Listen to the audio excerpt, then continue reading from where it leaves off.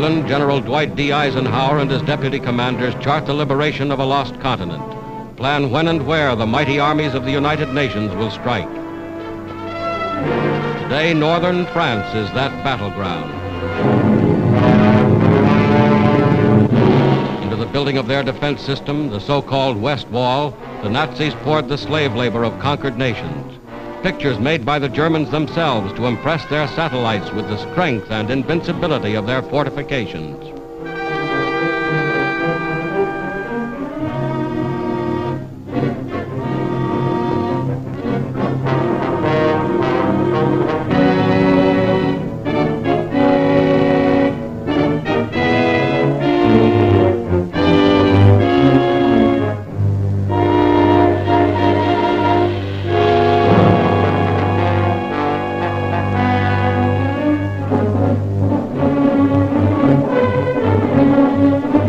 Within steel and concrete emplacements, 4 years in the making, the Germans have amassed every known weapon of defense.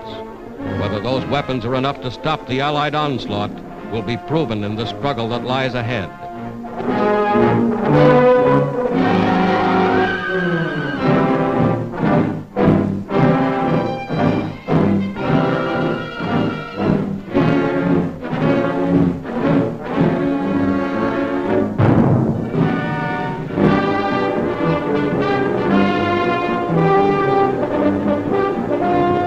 Here is the other side of the Channel, Britain, an armed camp bristling with tanks and trucks and guns from the United States and Canada. Here is the fruition of 4 years of planning and production. Here is a glimpse of England as the Allied armies awaited D-Day.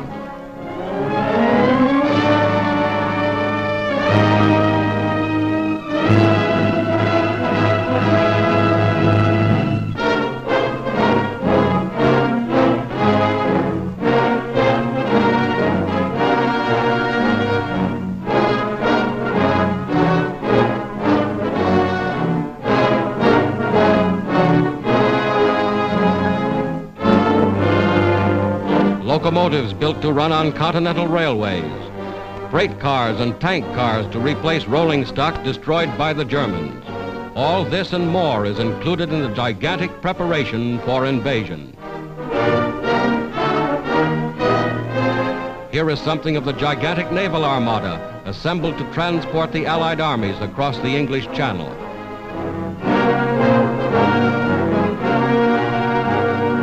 Here is something of the ingenuity of Allied engineers. Assault boats and invasion barges launched directly from the decks of the ships that brought them to England.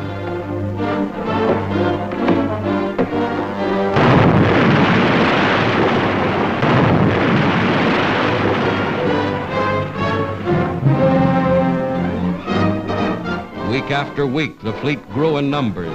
Steel ships of every description, ships expressly designed and constructed for the mission upon which soon they were to embark.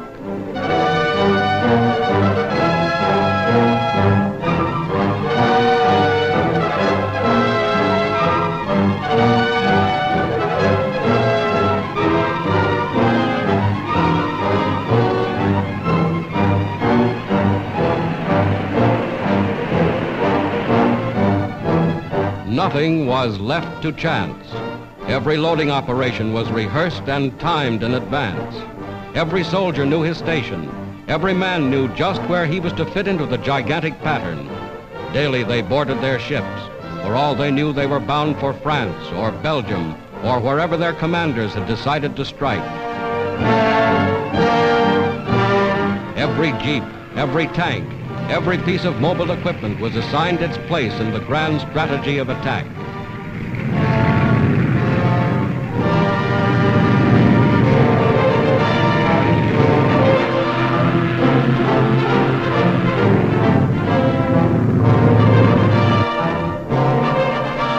Then on the 5th day of June, 1944, just as you see them here, a fleet of more than 4,000 ships put out from England. This was D-Day, 4th anniversary of the Battle of Dunkirk, and the Allied armies were striking back.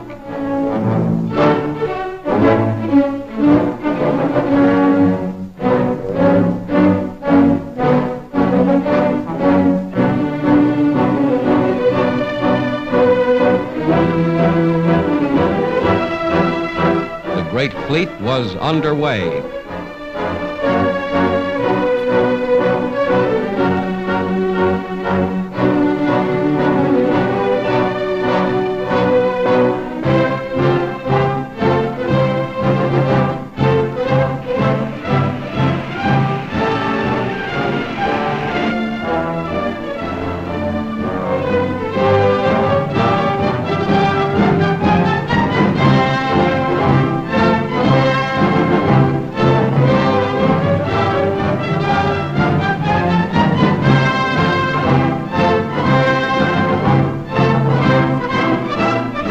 Morning of June 6th, this was the battleground.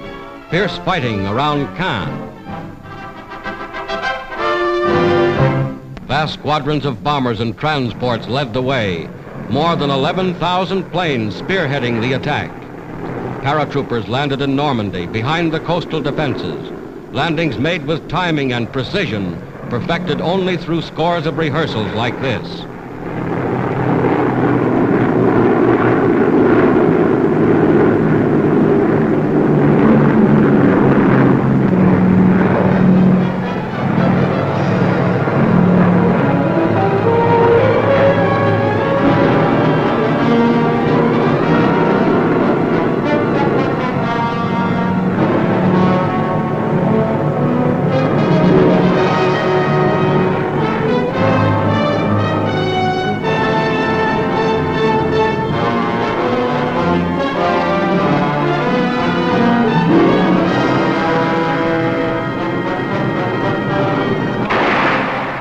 Barges approach shore ready for instant action, some bearing artillery and rocket guns already opening fire.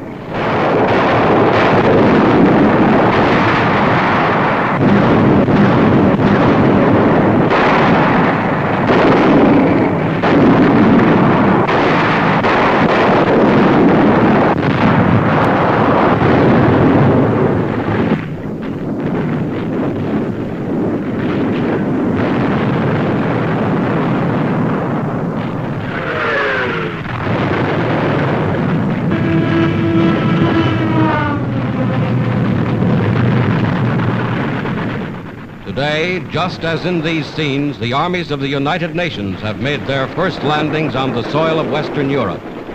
Another of the great decisive battles of world history has been joined. This is the day for which free people long have waited. This is D-Day.